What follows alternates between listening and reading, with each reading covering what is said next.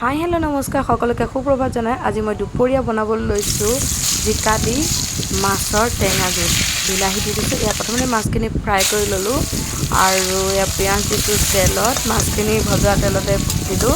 তাৰপিছতে ইয়াতে মই আদা নহৰু চব দি দিছোঁ, নহৰু দিছোঁ, কেঁচা জলকীয়া দিছোঁ আৰু অকণমান হালধি দিছোঁ, নিমখ সোৱাদ অনুসৰি দি দিব আপোনালোকৰ আন্দাজমতে আৰু অলপ পানী দি অকণমান লৰাই দিছোঁ। আৰু এতিয়া মছলাখিনি হৈ গ'ল, হোৱাৰ পিছতে ইয়াতে মই বিলাহীখিনি দি দিছোঁ। দি দিয়াৰ পিছতে আকৌ এবাৰ ভালদৰে লৰাই দিম বিলাহীখিনি। এতিয়া বিলাহীখিনি অকণ গলিবলৈ দিম, গলাৰ পিছতে এতিয়া ইয়াত দি দিম জিকা কাটি থোৱা জিকাখিনি আৰু আলু কেঁচি দি দিলোঁ। আৰু এনেকুৱা যে আঞ্জাকণ খাই ইমানেই ভাল লাগে গৰমত নহয়নে, টেঙা জিকা দিয়া টেঙা আঞ্জাকণ। মাছ অকণ দি দিলে আৰু মজা হয়। এতিয়া মই পিছে মাছ দিয়ে বনাম এইখিনি। আৰু এতিয়া মই ইয়াতে অলপ গৰম পানী এড কৰি দিছোঁ।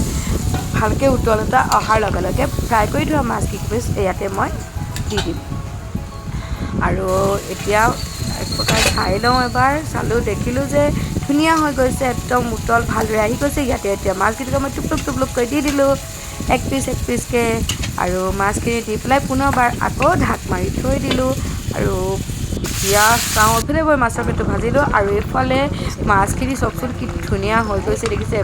বিলাহী দি দিলে যে ইমান এটা সুন্দৰ কালাৰো হৈ যায় আৰু ধুনীয়া লাগে খাবলৈ। ফাইনেলি এয়া মাছ মোৰ ৰেডি হৈ গ'ল আৰু এটা বাউলত মই ধুনীয়াকৈ উলিয়াই লৈছোঁ এয়া সুন্দৰকৈ খাবৰ বাবে। মাত্ৰ মানুহ আছোঁ দুজন, ল'ৰাটো ওলাই গ'ল, সেয়েহে এতিয়া মাছৰ আঞ্জা সৈতে ভাতটো খাই লওঁ। খাই বৈ পেলাই জনাই আছোঁ আপোনালোকক কেনেকুৱানো হৈছে। একদম বহুতেই সুন্দৰ লাগে। গৰম কালি এইদৰে বনাই বহুতেই ভাল লাগে, যিহেতু আজি গৰমো পৰিছে। এয়া মাছ দেখিছেনে কি সুন্দৰ হৈছে, কালাৰ চালাৰ চাওকচোন বাৰু। এতিয়া এসাঁজ ভালদৰে খাই লওঁ। তেন্তে আজিৰ ভিডিঅ'টোৰ পৰা ইমানতে সামৰণি মাৰিম।